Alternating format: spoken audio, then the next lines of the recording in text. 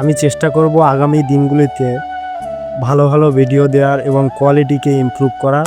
আমার সাথে আছে খুব কাছের একজন মানুষ। আজকে যাব দুজনে ফেরিঘাট ব্রিজে, ওইখানে ভিউটা তোমাদেরকে দেখাবো, শেয়ার করব। তো চলো গাইস, তো চলো যাওয়া যাক। তো আমরা অলরেডি মেন রোড ধরেই বেরিয়ে পড়েছি। আর আজকের ওয়েদারটা খুব একটা ভালো নেই, এমনিতে ভালো নেই, আবার অনেক লেট হয়ে গিয়েছে, তো যার কারণে কোয়ালিটি খুব একটা ভালো দিচ্ছে না। এখন আমরা আছি বেলুনিতে। এখন যেখানে আছি এটা হলো আমাদের ঢোলাহাট পুলিশ স্টেশন। দেখতে পাচ্ছ গাইজ, এটা হলো ঢোলাহাট পুলিশ স্টেশন। অলরেডি আমরা ঢোলাহাট 3 মাথার কাছে চলে এসেছি। তোমরা দেখতে পাচ্ছ এইখান থেকে তো ফেরিঘাট যাওয়ার জন্য ডান দিকের রাস্তা বেছে নিতে হবে। তো সত্যি বলতে এই ঢোলাহাট জায়গাটা অনেক বেশি পপুলার। এই কলকাতা থেকে অনেক মানুষ ঢোলাহাটকে চেনে, এখানে আসে অনেক মানুষ।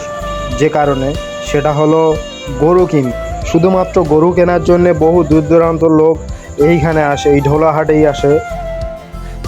গরুহাটাটা কোন দিকে? গরুহাটা যাওয়ার জন্য এই যে বাঁ দিকের যে রাস্তা চলে গেছে, যে গোলাপি কালার যে বিল্ডিংটা, এই বিল্ডিংটার এই দেখতে পাচ্ছ গাইস, এটা হলো গরুহাটা। ঠিক আছে, এটা গরুহাটা। তো আমরা অলরেডি ঢোলা পেরিয়ে চলে এসেছি। এখন আমাদের সামনে যেটা পড়বে সেটা হলো ফকির সাহেবের মাদ্রাসা গাইস। ফকির সাহেবের মাদ্রাসা অনেক নাম করা একটা জায়গা। এখানে প্রতি বছর 18ই ফাল্গুন এই যে মাদ্রাসার কারণেই এখানে জলসা হয়। 18ই ফাল্গুন প্রচুর ভিড় হয় গাইস। এইখানে ঢোলাহাট থেকে টোটালি মাদারপাড়া পর্যন্ত অনেক বেশি ভিড় হয়। আর এটা হলো জলসার যে মেন গেট, সেইটা যে প্রবেশ পথ, এই গেট দিয়েই গাইস জলসার যে মেন গেট সেটা হলো এইটা। তো এখন আছি Bhagwanpur main road. Bhagwanpur main রোডের উপর দিয়েই আমরা যাব। আমরা উঠবো মিলন মোড়ে, ওইখান থেকে বাঁ দিকেই ফেরিঘাট যাওয়ার রাস্তা। তো কিছুটা রাস্তা যাওয়ার পরে পড়বে বৈদ্যর মোড়। বৈদ্যর মোড় থেকেই সামান্য 2 কিলোমিটার গেলেই পড়বে আমাদের মিলন মোড়। ওইখান থেকেই আমাদের যেতে হবে ফেরিঘাট। তো বলতে বলতেই চলে আসলো আমাদের যে মিলন মোড়ের মেন যে মোড়, মিলন মোড়, যেটা আমরা সবাই জানি ফেরিঘাট যাওয়ার জন্যই মিলন মোড় থেকে যেতে হয়। তো মিলন মোড়েই আমরা অলরেডি চলে এসেছি। এইখান থেকেই তোমরা রামগঙ্গা যারা যাবে তার ডান দিকে যেতে হবে। তো ডান দিক হলো রামগঙ্গা যাওয়ার রাস্তা, আর বাঁ দিকের যে রাস্তাটা চলে গেছে এটা রায়দিঘি যাওয়ার রাস্তা। রায়দিঘি বা তোমরা যারা মথুরাপুর যাবে তারা এই দিক থেকেও যেতে পারো, এদিক থেকেও যাওয়া যায়। তো আমরা এই দিক থেকেই, বাঁ দিক থেকেই যাব, কারণ হচ্ছে যে ফেরিঘাট ব্রিজটা পড়ে, এটা টোটালি রায়দিঘি এরিয়ার নামেই যে ফেরিঘাট ব্রিজ।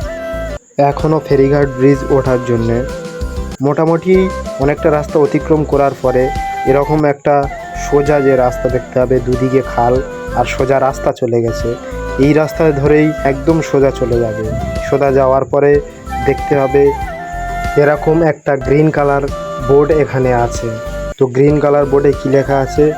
রায়দিঘি 25 কিলোমিটার, কলকাতা 83 আর কাশীনগর 12।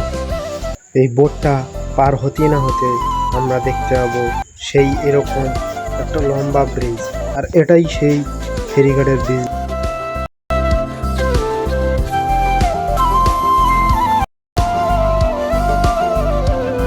বিকেলে প্রায় এখানকার আশেপাশে এলাকার মানুষরা এখানে নিজেদের সময় কাটাতে আসে, তো যার জন্যে এখানে দোকানও বসে। সত্যি বলতে এখানকার ভিউটা অসাধারণ। ফাইনালি গাইজ আমরা চলে এসেছি ফেরিঘাট ব্রিজে। এইখানের ভিউটা তোমাদেরকে দেখাবো, ক্যামেরা বন্দি করব, আর দোকান বসে সেগুলো তোমাদেরকে দেখাবো। এখানে অনেক দোকান বসেছে, আইসক্রিম দোকান থেকে শুরু করে চা দোকানও বসেছে, আরও বিভিন্ন ধরনের দোকান। আমরাও সেই ফাঁকে কিছু অর্ডার দিয়ে দিলাম। ওর জন্য ছিল চিকেন পকোড়া, আমার জন্য ছিল রোল। এই দাদাটা প্রতিদিন বিকালে এখানে বসে, আরও এইসব দোকান বসে দেখতে পাচ্ছ তোমরা, চানা, মশলা মুড়ি, আরও বিভিন্ন ধরনের খাবার। সত্যি বলতে এরকম একটা প্লেসে প্রতিদিন বিকেলে আসতে কার না মন চায়। আমার পার্সোনালি খুবই ভালো লেগেছে এই জায়গাটা, তোমরাও আসতে পারো এখানে। তো এই ছিল আজকের ব্লগ। আবারও তোমাদের সামনে নতুন একটা ব্লগ নিয়ে চলে আসবো। ততক্ষণে তোমরা সুস্থ থাকো, হ্যাপি থাকো।